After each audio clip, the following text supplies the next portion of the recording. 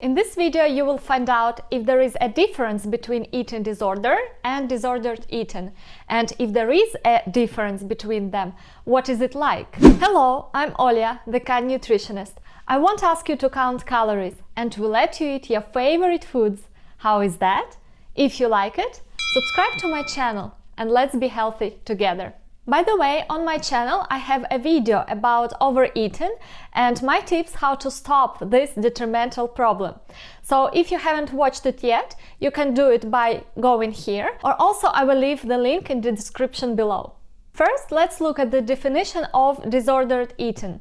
Disordered eating is abnormal or dysfunctional eating behaviors resulting in inadequate caloric or nutrient intake with or without eating disorders. Disordered eating without an eating disorder includes poor nutrition habits, inadequate energy intake, inadequate essential nutrient intake, eating unhealthy foods or junk foods, unneeded or extreme dieting, use of purging and laxatives for unhealthy weight control. This leads to an energy deficit, metabolic abnormalities, hormonal imbalances, slowed down metabolic rate, also reduced structure and function of the body. Disordered eating with or without eating disorders, especially combined with strenuous physical activity, often leads to health problems. Let's look at the definition of an eating disorder. An eating disorder is a mental disorder defined by abnormal eating behaviors that negatively impact a person's physical and/or mental health. In other words, an eating disorder is an unhealthy attitude to food which can take over your life and make you ill. Here we can often find the emotional connection with food and also the tendency to cope with stress through eating. There are four most common eating disorders. The first one is anorexia. It is when you try to keep your weight as low as possible by not eating enough, exercising too much, or both. The second one is bulimia. It is when you lose control, eat a lot of food in a short period of time, and then after that you try to make up for it by too much exercising, purging, using laxative, or fasting. The third eating disorder is binge eating disorder.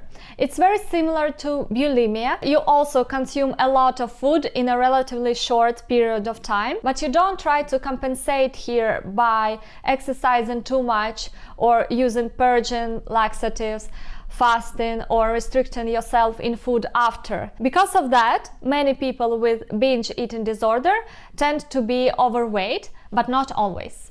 And the fourth is other specified feeding or eating disorder. This is when you don't have symptoms that exactly match the symptoms of anorexia, bulimia, or binge eating disorder, but at the same time you have some abnormal eating behaviors or habits. In this fourth category fits, for example, orthorexia, which is unhealthy obsession with clean eating, which disrupts a person's daily life. People with both eating disorder or disordered eating experience stress and anxiety associated with food. They have such feelings as shame or guilt associated with eating. They are preoccupied with food, weight, body image. They feel that they have loss of control with food, and so on.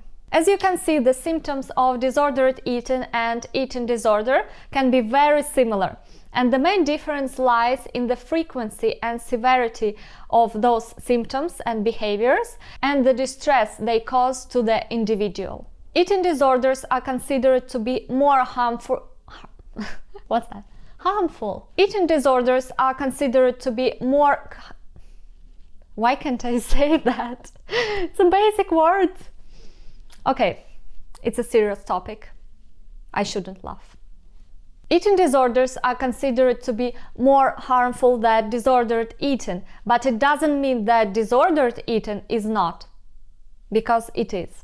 A disordered eating may lead to an eating disorder, so it's highly important to be aware of your eating behaviors And if you are not sure that your eating habits and patterns are healthy, I recommend to seek professional advice and not try to diagnose yourself. It's also important to note that an eating disorder is a diagnosis, while disordered eating is not.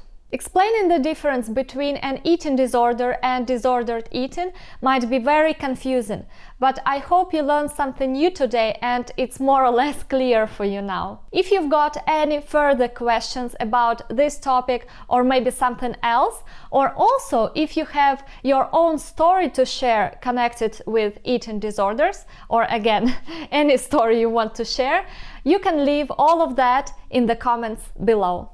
One last thing I want to do for this video is to sum it all up.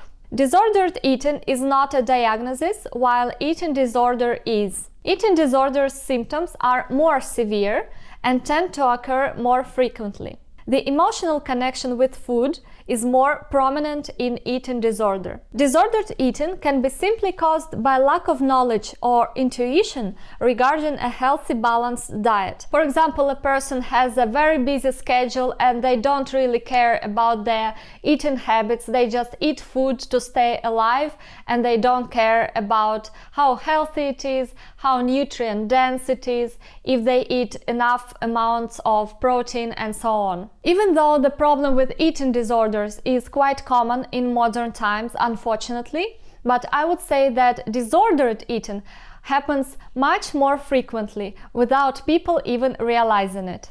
I hope you found this video helpful, informative and interesting. If you did, give me a thumbs up for creating it. And please, don't forget to be kind to yourself. See you in the next video.